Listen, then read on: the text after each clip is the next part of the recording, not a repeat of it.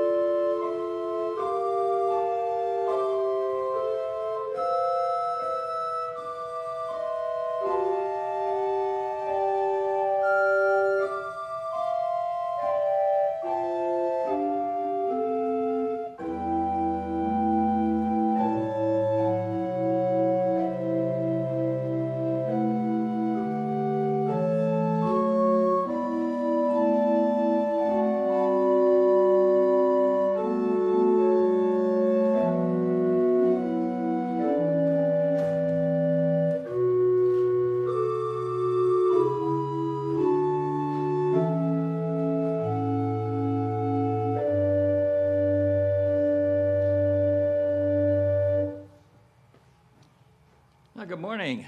Good to be with you. Seems like I make an annual trip down here. This is my third one now, and it's always good to come down your way and spend a Sunday morning with you. Our opening words are our call to worship is by the Reverend Bruce Southworth. Into this house of light and hope we gather.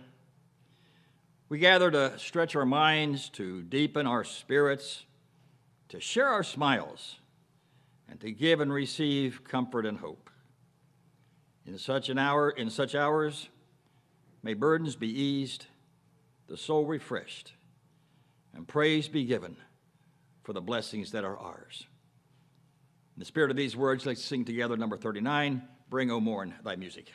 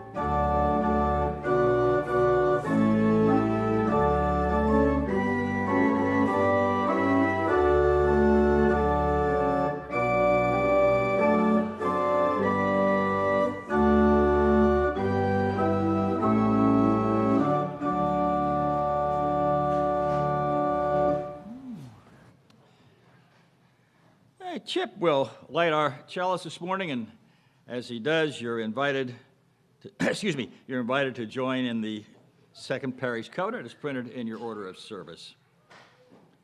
With love for each other and with respect for each person's search for truth and meaning, we unite to be of service to our neighbors and the larger world.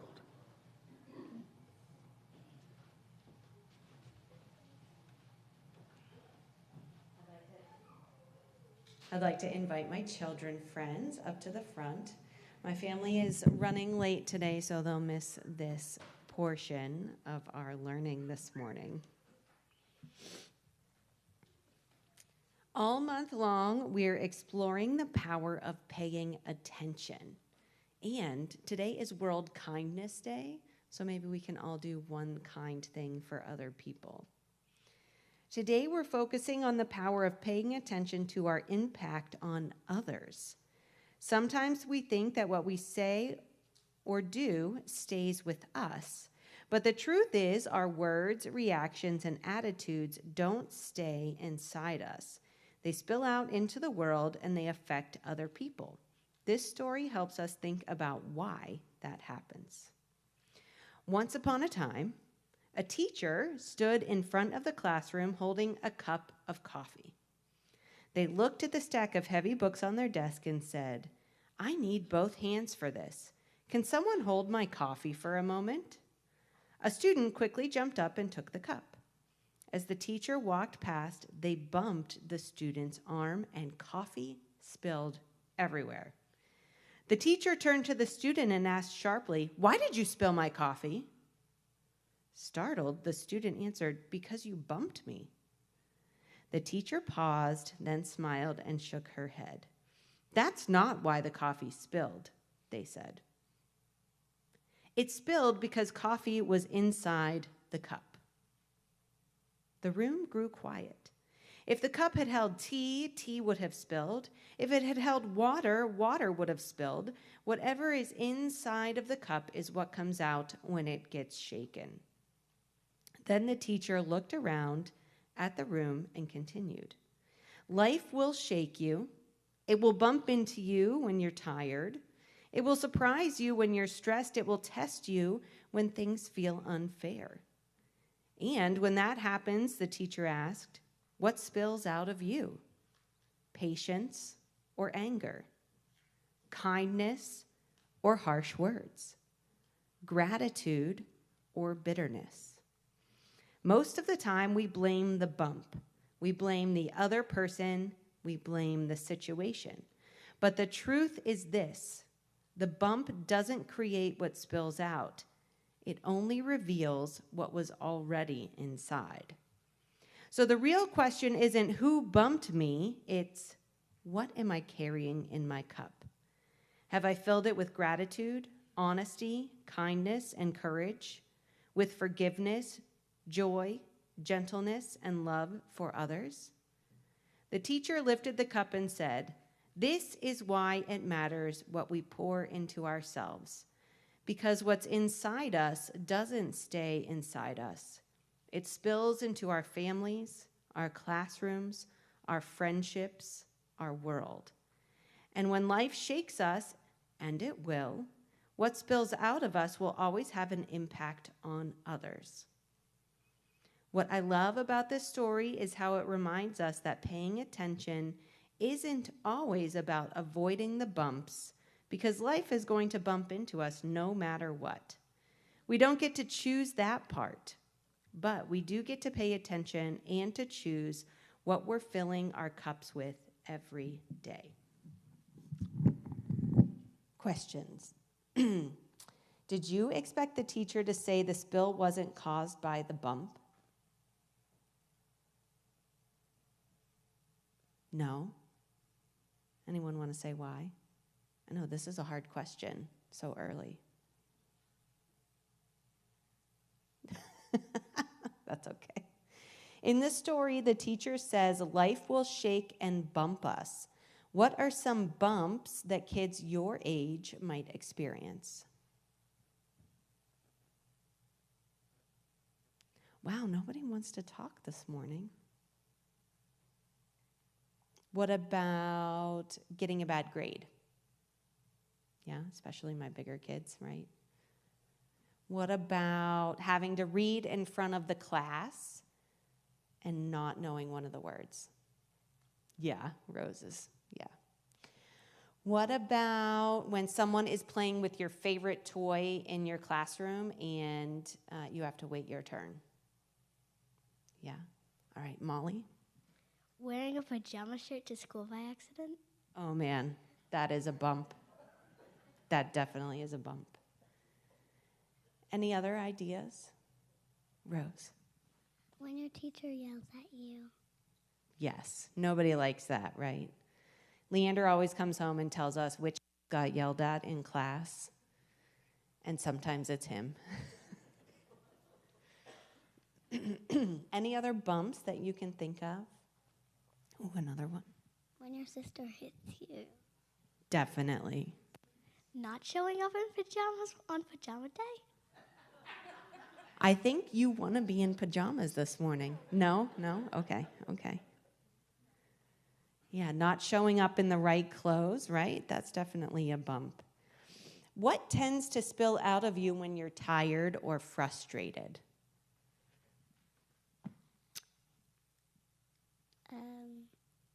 Hitting? Right? Sometimes. Sometimes we hit, especially our brother or sister. Yeah. What else? Throwing pajamas?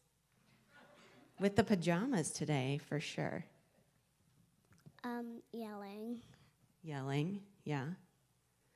Sometimes when my kids make me really angry, I have to go. And still sometimes the yelling comes out, right? It still does. So this week I want you, all of you kids and all of you grown-ups, to pay attention to when you get bumped and what your reaction is. And sometimes our reaction is kindness and humility, and sometimes we get really angry, right? And we need to think about what we're filling our cups up with so that when we get bumped, we are kind in those moments. Rose said, yeah, not happening. But we're going to try. We're going to give it an effort this week. Sound good? All right, kiddos, let's head upstairs for Sunday Adventures.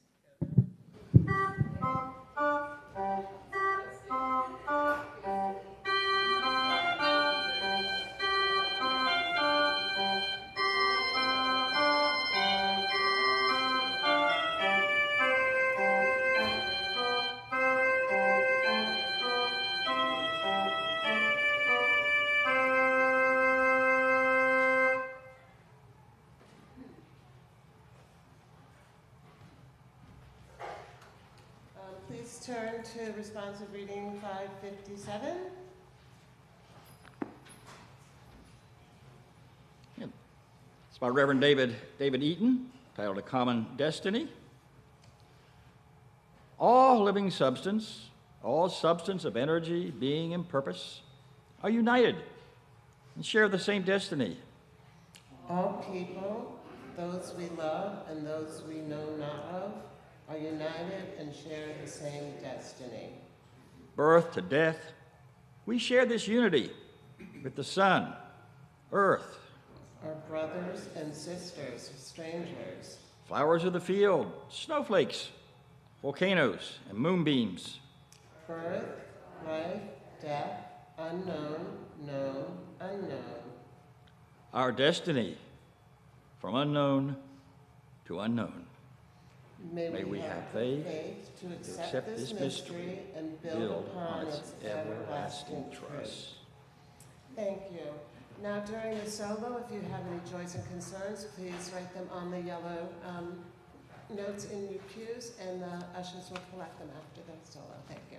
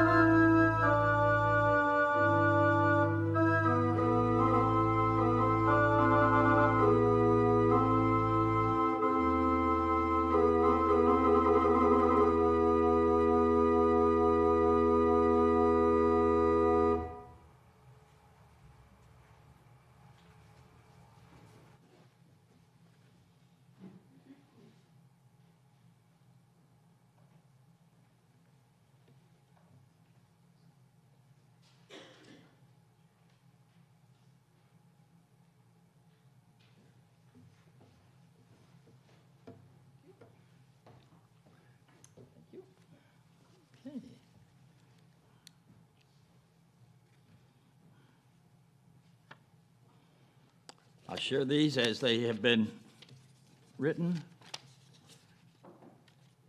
My sister Pat's house burned down Wednesday. No one hurt, but the house is a total loss. Prayers for peace with freedom and justice for all people. It is a joy to have my sister visiting today. I'm happy to show her what an amazing community this is, and a joy for snowplows. From up in New Hampshire, I'll second that.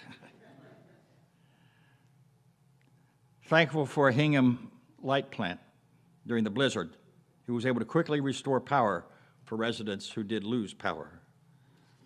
Fortunately, we were spared that up where I was, but I know it affected a lot of people this past week. A joy to celebrate Baba's birthday tomorrow. A joy that February has come to a close. Yikes. Yeah, I've sometimes thought the main purpose of February is to get us from January to March. Joy for a wonderful dinner for 8 last night, filled with laughter, friendship, and a wonderful array of food prepared by many hands. Let's hold all of these joys and sorrows in our heart as we sing together, Spirit of Life.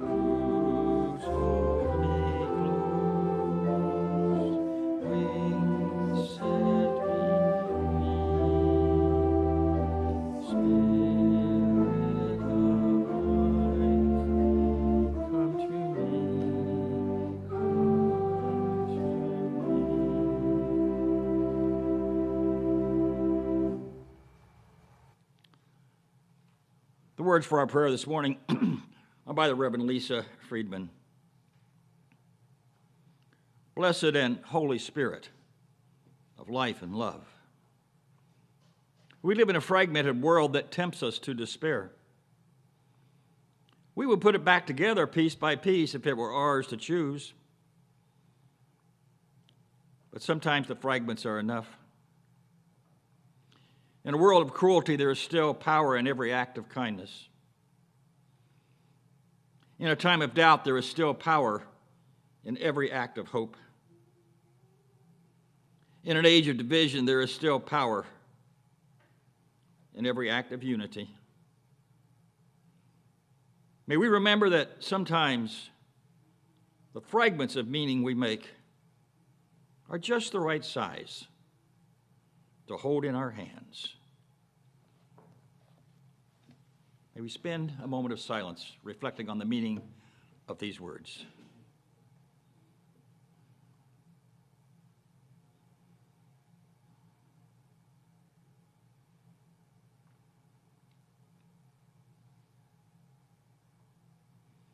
And now may we move from our silent meditations and join together. The prayer of St. Francis is printed in your order of service. Lord, make me an instrument of your peace. Where there is hatred, let me sow love. Where there is despair, hope. Where there is darkness, light, joy.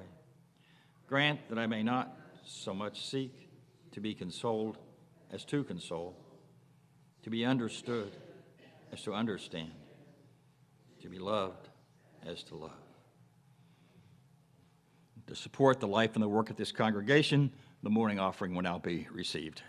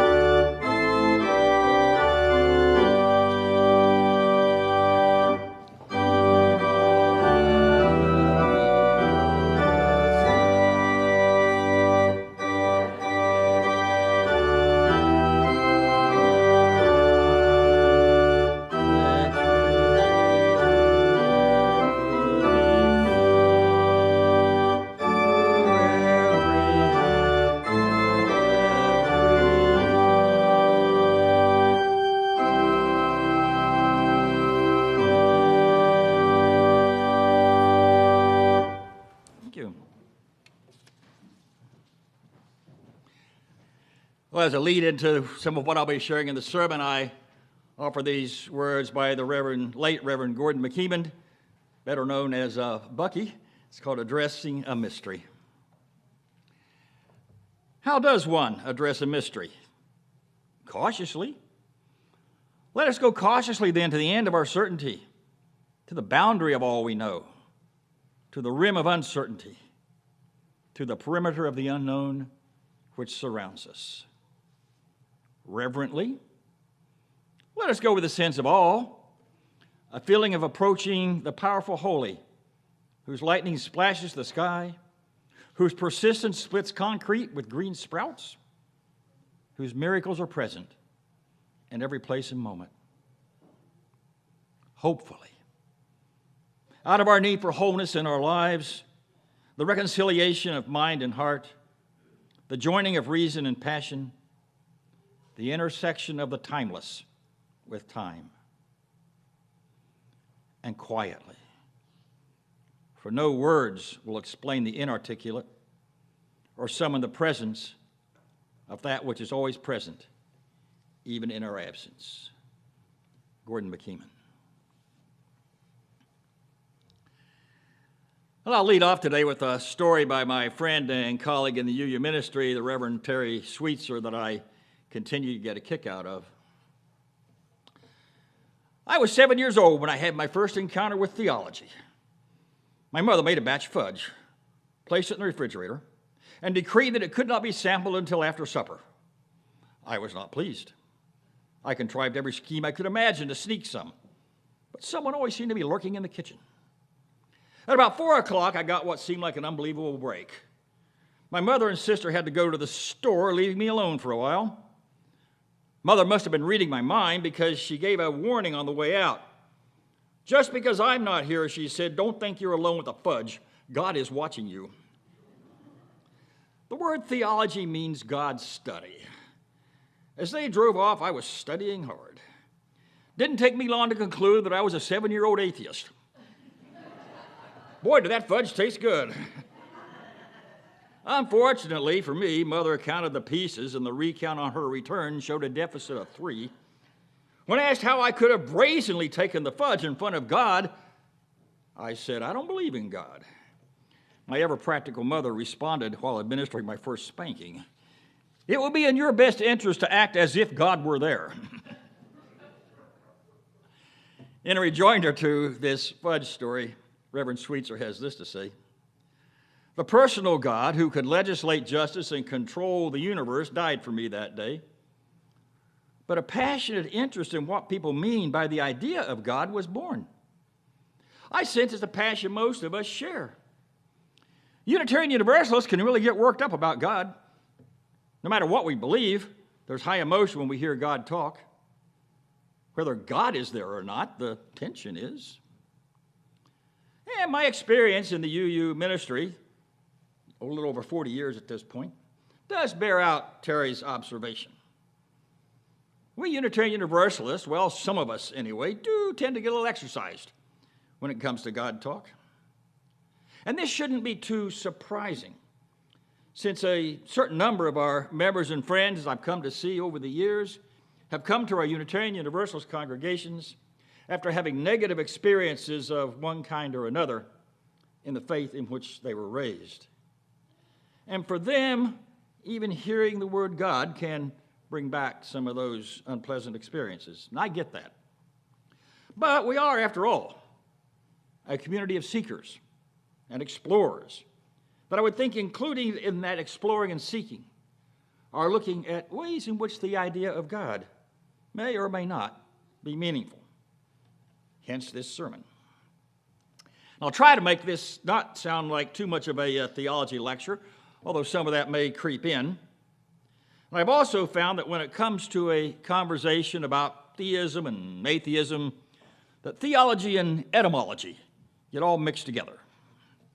Now, etymology, I promise I will not use that word again, has to do with the study of language and how and why certain words come to mean certain things over the years, as well as how those meanings of word can change over time. That's what that study is about.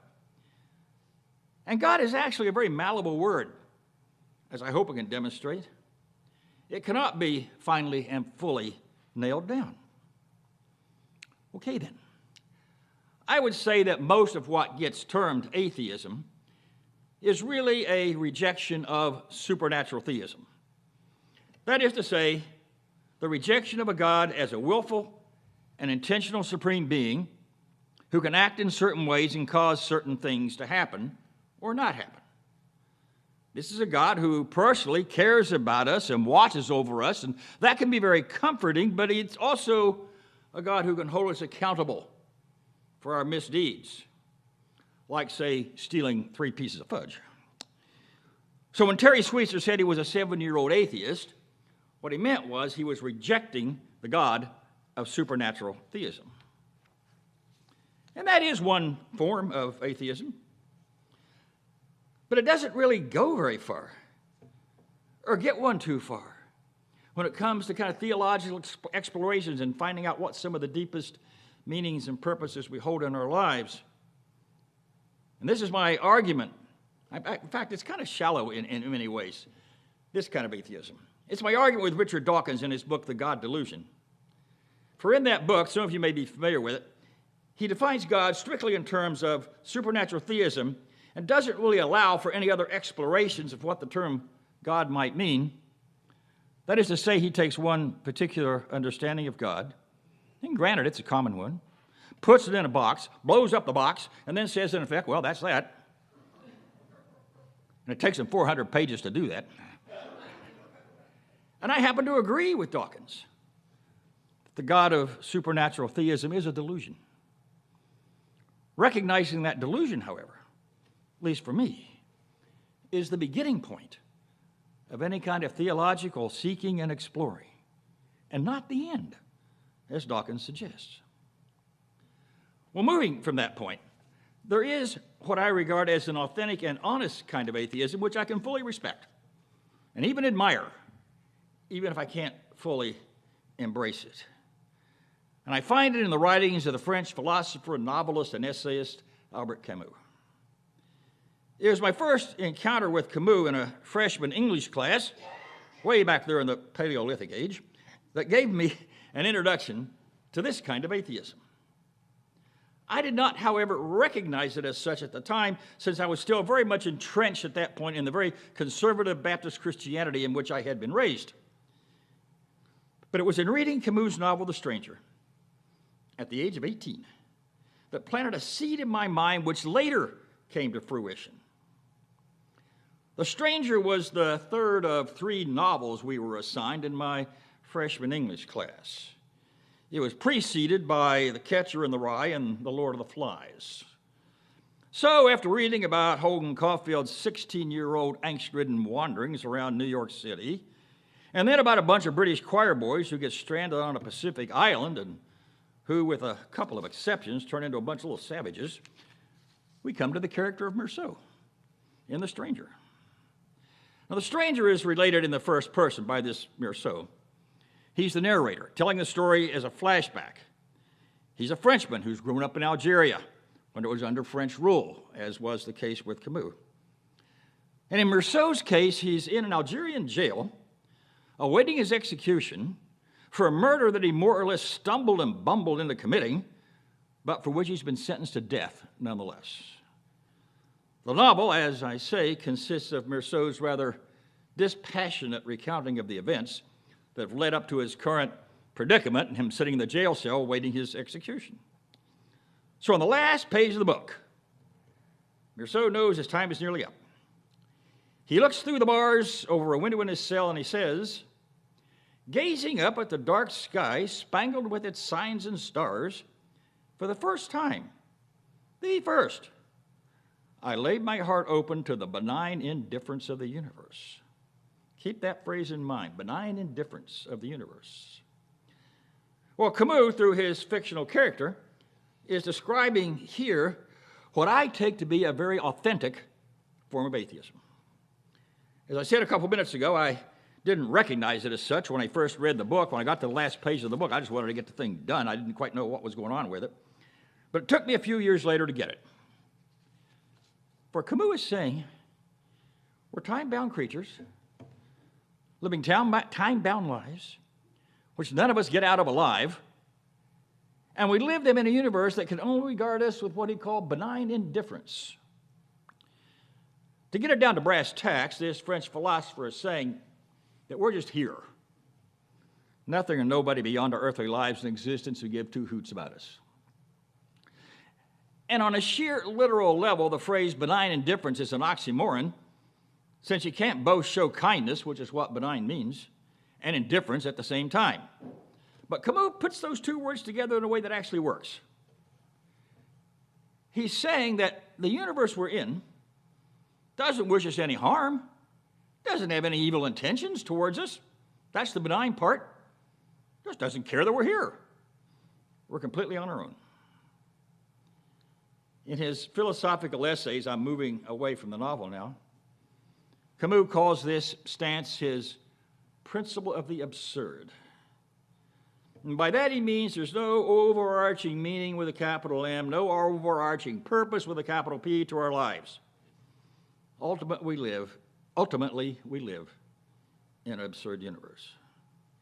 Now, to be sure, Camus would say this himself, to be sure, we can still find a lot of meaning and depth and purpose in our lives over the course of our lives. We find them in the relationships we cultivate, in the people we come to know and love and share our lives with, in the things that inspire us, like great works of art and music and literature, in the uplift we can feel at times from the beauty of nature, in the causes about the things we care about and move us to action. All these things give our lives meaning, very deep meaning at times, within this time-bound framework that we have to live in. And for Camus and his adherents, there's no going beyond that, and there's no need to go beyond that. Well, as my personal explorations of my personal journey of meaning and spirit and life went forth, I decided that at least on one level, Camus was right. But I still cannot quite go all the way with him. For what I also came to decide, for me, is that Camus' indifferent universe is a beginning point rather than an end, as I say, when it comes to spiritual searching and discovery.